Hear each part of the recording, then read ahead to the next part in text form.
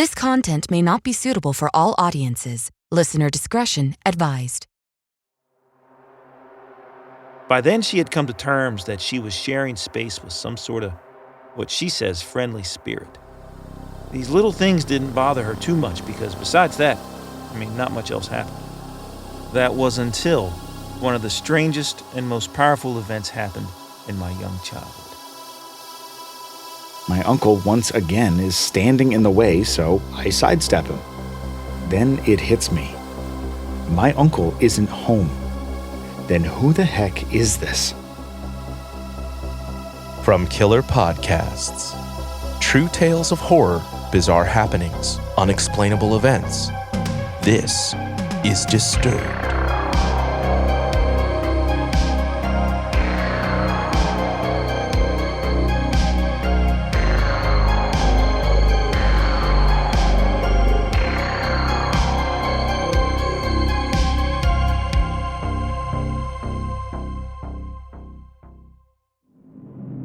Hello, and welcome back to the show.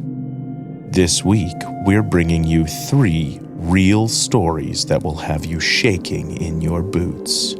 So sit back, listen closely, and dive into the horror. First, the talented Gregory James tells us a story by Reddit user Tori Prescott, where we encounter the shadowy figure. So, I'm not one that believes in the paranormal, but I do keep an open mind to things that can't be explained. The current house I've been living in for the last 21 years used to have signs of a paranormal presence that at least one of my family members encountered at least once, with me having the pleasure to encounter it one night too. So, backtracking to the first encounters, the residents of the house were my father, my mother, my grandma, uncle, and my 2 younger siblings and I.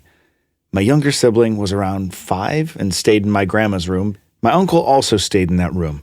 He used to hunt for sport, so his guns and ammo were always under his bed.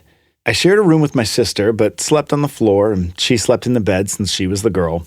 Lastly, my parents' bedroom. It was always a talk during breakfast that supposedly my uncle has seen a shadowy presence in the house, and I would always dismiss it as him trying to scare us since we were young and my grandma was superstitious.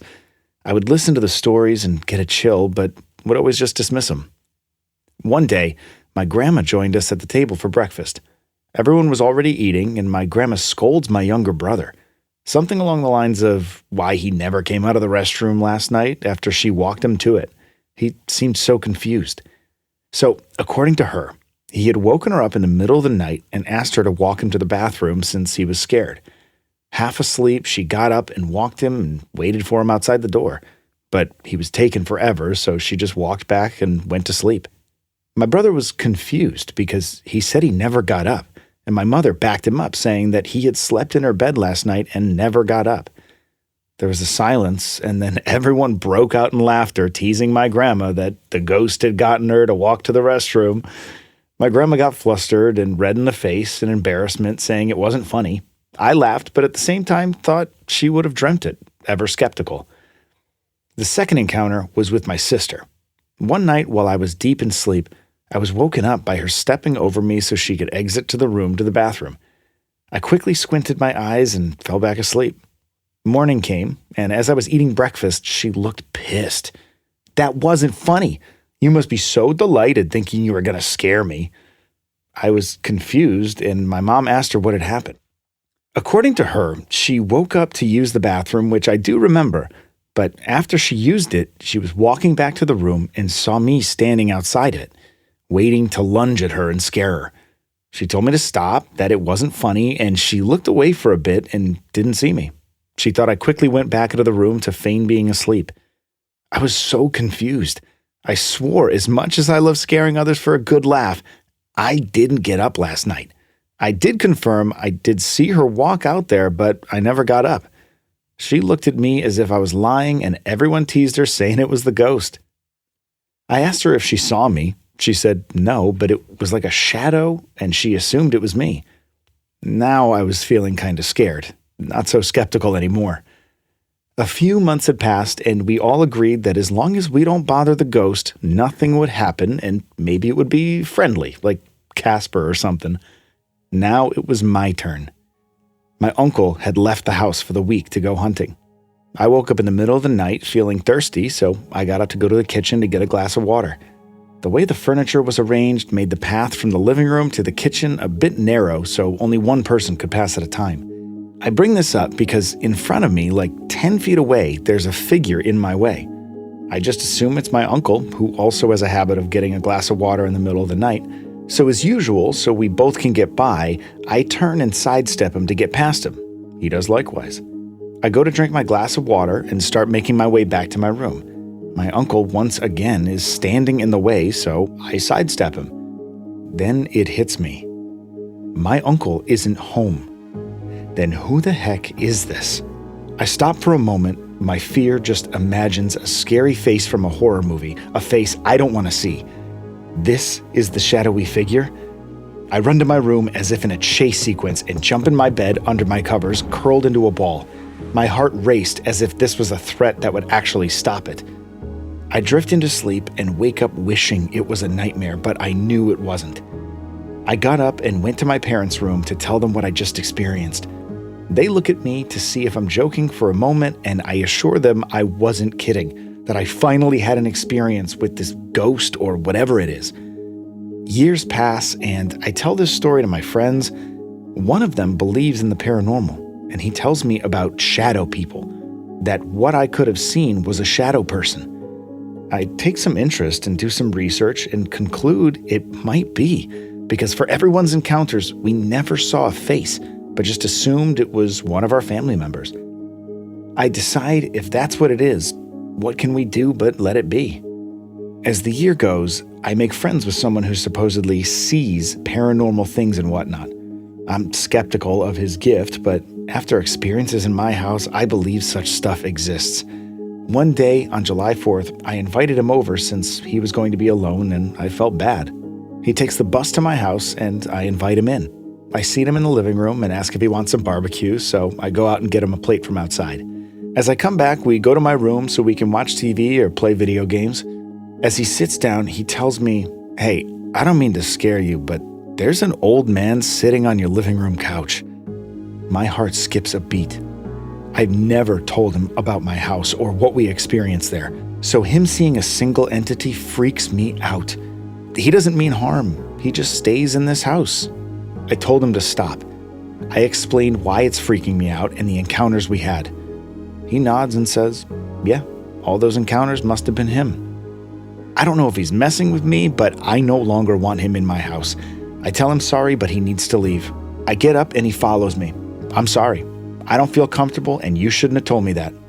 "Are you scared?" "Kinda, but I think it's better if you left for now." I open the gate and he walks out. I feel kind of bad, but my fear is greater. He texts me, "Don't feel afraid, or he'll know. Just be calm." I ignored him and decided to stay outside for the rest of the evening. I never talked to him again, not wanting to be part of that world. The encounters stopped since then, but I'm sure if I ever brought them up to my family, they would remember. If anything, this is the only paranormal experience I would ever have. Our next story features your everyday, frugal, extra-planar roommate, narrated by Terra Ashe. In about 2010, my little family moved to a small town in Victoria, British Columbia. We lived in an apartment, a small unit complex where mostly older people lived. It had suddenly become available for rent, and I was urgently looking for a place to live. We had been in a domestic violence situation, so me, 7 months pregnant, and my 2 children moved in rather quickly. My teenager lived in a room that had a window bordering a large garden which was shared with all the other units. Often her room would get quite messy, so I'd go and tidy it up. On occasion, I would also smell a distinct cigarette scent, or what I thought was cigarettes. It ended up being stronger, more like cigar smoke. I spoke to her about it, and to this day, she is now 25, she is adamant that she never smoked. She tried it once at 17 and hated it. It was such a frequent smell in her room that I actually got to the point where I was searching her room thinking that there were cigarettes in there. I stripped it, and there were never any cigarettes anywhere at all. We also had some occurrences that were just strange. At the time, it was just us girls, so leaving the toilet seat up never happened. Why would it? But the toilet seat would regularly be left up. And after asking everybody, which consisted of me, a diaper-wearing toddler, and my fastidious teenager, it seemed completely impossible that we had been leaving the toilet seat up so regularly. Like a few times, maybe after cleaning to let it dry, but every single day? We also regularly had our kettle, microwave, and television unplugged from the wall. We would be sitting there in the living room, hearing the kitchen door open, and then the click of the plugs one by one. Sometimes even the lights switched off. It seemed like somebody was taking care of our electricity bills and thought that we were leaving things on too much, but always accompanied by that continuous waft of cigar smoke. Once, we had a plumbing issue that was handled by someone who had serviced the apartments for years. I came out and asked him straight out, was there ever anybody who lived here who smoked cigars that you know of? And he laughed and said, "Oh, that'll be George." When he said that, I immediately got chills down my spine. I asked him, "What do you mean?" And he said, "Well, George was a younger guy who moved to the area and worked as a mechanic for a long time. Eventually, he moved to these little apartments when his wife had passed away. He loved cigars and he smoked them all the time. He ended up getting a lung disease, which eventually he passed away from. He had a terrible cough, but he was also extremely stingy. He didn't like to use his heater in winter, and often the house would be very, very cold." That had made so much sense to me. Often, all of my surplus electricity appliances would be just unplugged at the wall, and always that pervasive smell of cigarette smoke or cigar smoke wafting around. Being in the particular bedroom that my teenager was using was more chilling now, too, given the fact that George had actually passed away in that room and was found there by his family. As well as being extremely sad, it was also a little bit spooky. We came to just affectionately refer to him as George, and when things got switched off, we would say thank you. When there was a really strong smell of cigar smoke, we would ask him to smoke outside. And we would also ask him to remember to put the toilet seat down. You're listening to Disturbed. We'll be right back. Hello, this is Dr. Grande, the host of True Crime Psychology and Personality. On my podcast, I explore and explain the pathology behind some of the most horrendous crimes and those who commit them. We discuss topics like narcissism, psychopathy, sociopathy, and antisocial personality disorder from a scientifically informed perspective. What is a narcissist? How do you spot a sociopath? What signs can you look for to protect yourself from these dangerous personalities? It's not just about the stories, but also the science and psychology behind them. So if you're interested in true crime or mental health, I'd encourage you to give my show a listen wherever you get podcasts. Listen to Mr. Bunker's Conspiracy Time podcast. It's a fun show about weird stuff. New episodes every Wednesday, ya eggheads. I'm Art. And I'm Andy. And Mr. Bunker's Conspiracy Time is a podcast about conspiracies, the paranormal, UFOs, unsolved mysteries. We're going to be discussing the Kennedy assassinations. Oh yeah, that's his nickname, Finger Banging Bob Lazar. Give me some aliens with some good frickin' spacecraft. The whole enchilada. The only thing bigger than Bigfoot's feet are our egos. If you like simulation theory, ancient history, egghead science, and Mandela effect, that kind of stuff, so check it out. New episodes every Wednesday. All the links you need on MrBunkersConspiracyTime.com. And we'll see you in the bunker.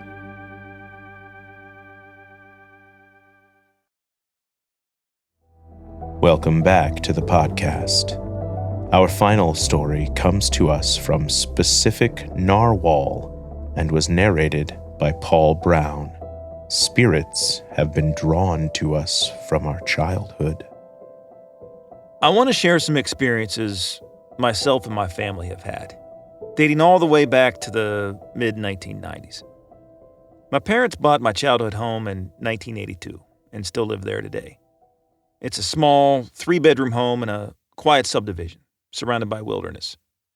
They raised 4 boys there, of which I'm the oldest. Depending on who you are, you'd either call my family superstitious or sensitive. By no means would I consider us clairvoyant or blessed with precognition or anything of that sort, but I have been aware of unexplainable presences or feelings. My mother explained to me that before she became pregnant with me, she never really noticed any strange or paranormal occurrences at home. After I was conceived, however, she started feeling a presence while at home. My father's job had him traveling fairly often, sometimes gone for, like a week or so at a time. My mother said she found herself feeling lonely and overthinking things all the time. Some nights while lying in bed, moments before she fell asleep, she felt like someone was in the room with her, like just this, it wasn't an ominous or negative energy. In fact, she said she felt quite the opposite. As her pregnancy continued, small objects started vanishing and showing back up. She bought a variety of toys, some that wind up and some that activate with a button, and she placed them up on a shelf in a closet. And one time, without anyone being around, they ended up on the closet floor somehow, activated and playing. She says she saw a female figure move from one room to another in the upstairs halls. It didn't make sense to her at the time why the house had all this paranormal energy. It was newly built. I mean, not even 20 years old when they moved in.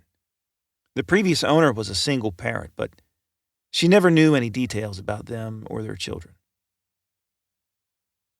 So my mom's pregnancy had a few complications, and I was born 9 weeks premature. And I spent the first 6 months of my life in the hospital, dealing with issue after issue, but I managed to pull through. And after I came home, more paranormal signs started coming up. One time, a pair of hats that my mother and great-grandmother wore to a wedding were somehow moved from the attic storage into my mom's closet. It spooked her momentarily, but by then she had come to terms that she was sharing space with some sort of, what she says, friendly spirit. These little things didn't bother her too much because besides that, not much else happened.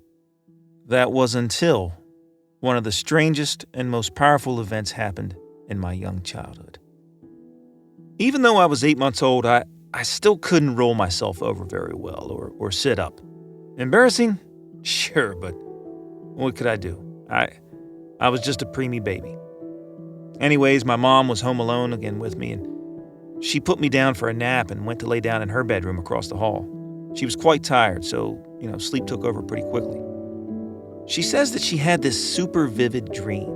She was in some sort of a white room filled with light. She was just sort of standing in place when she felt someone enter the space with her. It was a welcoming presence, one she had felt before. However, a more ominous feeling followed, like a great impending doom was coming. That feeling when you just know something isn't right. And then she heard the voice of a girl. It said, "The baby! It's the baby!" The voice repeated itself until she jolted awake. She sensed something was wrong and she rushed across the hall, which luckily for me was 7 feet or so away. Somehow, I had managed to get myself face down in the crib, my face completely covered in the mattress. I must have decided it was time to move myself around, but I was clearly unable to move my head to get my face off the mattress. To this day, she can recall the story and tell you with great detail how real the dream felt and how scary it all was. As I got older, around 3 or 4, I'm told, I started chatting to an imaginary friend. I would spend a lot of time sitting up in my room, stationed on my floor with all sorts of toys around me, having full-on conversations with no one, apparently. When my parents asked me who I was talking to, I told them I was talking to a girl who was a bit older than me. Her name was Terra, and she was nice. The way my folks tell it, I maintained this imaginary friendship for years. I can remember by age 8 or 9 that I understood that our house had spirits in it. I was raised to believe that they were, harmless, that they were just here with us. I wasn't just told it, I actually felt it too, I didn't mind it. Honestly, it didn't scare me. I was just afraid of vampires and loud crashes, like any other kid. As a teenager, I had this really vivid experience one Friday night. Across from my bed was a large dresser, which was pushed up beside a longer, shorter dresser. It was, tall and sturdy, enough that a young person could hop up on it and sit down. I was doing my best to go to sleep, but I remember having a strange and vivid dream that kind of pulled me out of my sleep. I opened my eyes, and they were met with someone else's gaze. It was a young girl with dark hair, clothes that looked decades older than mine. She was just sitting there, up on my dresser, looking down at me. I jumped out of my skin from the shock, but in hindsight, there was nothing scary looking about her. I believe it was Terra. I've seen her a few other times, too. When I come home to visit my parents, sometimes I get that same intense feeling. It's very hard to explain, but I know when one of those spirits are around and, they're kind of welcoming me back. If I'm the first one to arrive at my parents' home and walk in, the whole feeling of my surroundings change. I know it's difficult to believe, but I've come to learn it's the feeling I get when Terra must be around. When I'm spending time alone at the house, in particular in the downstairs or down in the basement, I'll see a dark female figure move across the back of the room.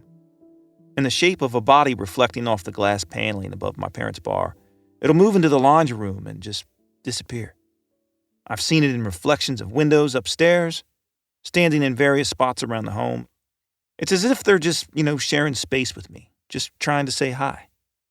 Just recently, it came up during a conversation that my mother had 2 miscarriages before she gave birth to me.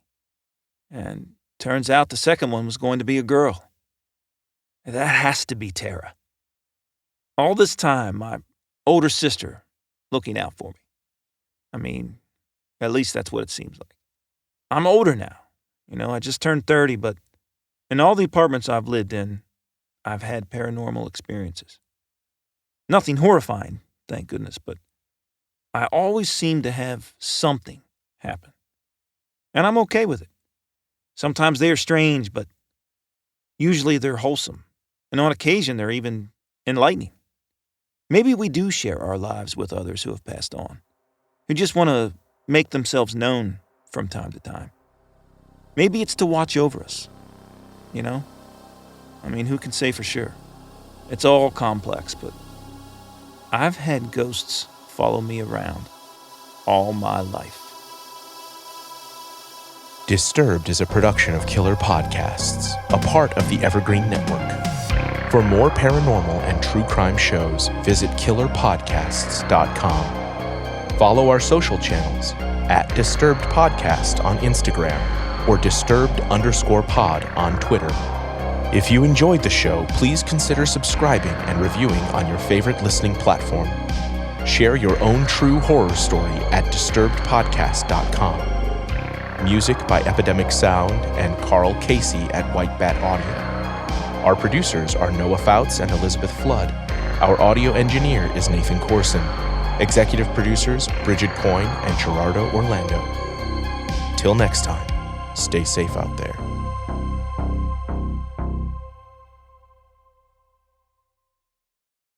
3 a.m., the comedy horror podcast that holds weekly gatherings around the campfire. Let me tell you what you're going to get. You're going to hear stories about demonic possessions, prison stabbings, skinwalkers, glitches in the Matrix, cult leaders, missing 411, night marchers, Operation Paperclip, Mesopotamian devil worship, and so many monsters it'll give Kanye West a runaway for his money. Pop and meme culture also aren't off topic. A camp where laughs and scares are constantly competing for first place. We're just a group of friends, trying to bust each other's balls, find the best stories, and expand the circle in the process. 3 a.m., the comedy horror podcast not for the faint or fragile of heart. Let's go.